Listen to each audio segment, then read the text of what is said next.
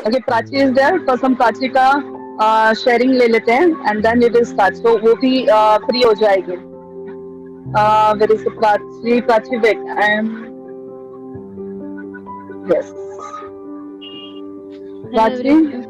हा, महिन्यामध्ये तुला काय रिझल्ट मिळाले, कसं वाटलं, जस्ट टेल. खूप छान वाटलं. बिकॉज एवढ्या ह्याच्यामध्ये मला एवढ्या वर्ष वाटत होतं की म्हणजे मी माझ्याकडून काय होणारच नाही. मी बरेच बरेच पराक्रम केले की बाबा पण हे करूयात ते करूयात, बट काही झालं नाही.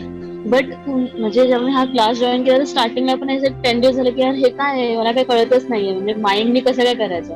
पण नंतर जेव्हा मी ट्रस्ट ठेवला, जेव्हा तुमचे वर्ड्स मी फॉलो केले, तर मग स्वतःला पण कळून घेतलं की बाबा हा आपण करू शकतो. स्वतःवरती ट्रस्ट निर्माण झाला. जो माझं मेडिटेशन होत नव्हतं, माझी सुरुवात इथून होती की माझं मेडिटेशनच होत नव्हतं. बट स्वतः मेडिटेशन झालं.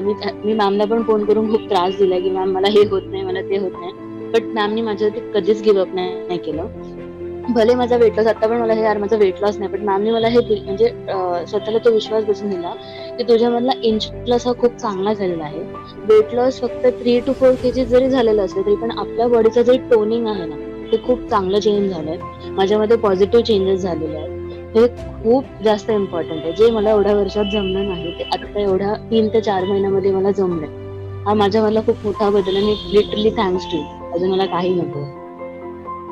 आणि गुड माझं जे गुड. एंगेजमेंटला जे छान दिसायचं होतं ते म्हणजे असं खूप सगळ्यांनी कौतुक केलं, सगळ्यांनी. आणि एव्हरीबडी सेड की अरे असं काय केलं ना, की एवढ्या वर्ष सगळं फक्त मी बोलायचे की बाबा हा करेन करेन. बट मी हे माझ्या एंगेजमेंटच्या वेळेलाच बोलते हा खूप छान दिसत होती, खूप छान दिसत होती. मग आता लग्नालाही अजून छान दिसायचंय ना. हो, दिसायचंच आहे. मी तुम्हाला सोडणार नाही तोपर्यंत. तुम्ही पण माइंड काउन्सिलिंग जेव्हा मी अटेंड केलेलं तेव्हा पण माझ्यामध्ये म्हणजे तुमचे खूप असे एक एक दोन दोन वाक्य जे माझ्यामध्ये खूप असे त्या गोष्टीमुळे चेंजेस झाले की मला ज्या गोष्टीमध्ये बिलीव्ह नव्हता ना, तुमच्यामुळे त्या गोष्टीवरती बिलीव्ह पण आला. सो माइंड काउन्सिलिंगने पण मला खूप खूप जास्त हेल्प केली, खूप जास्त पॉझिटिव्ह राहायला शिकवलं. So thank you.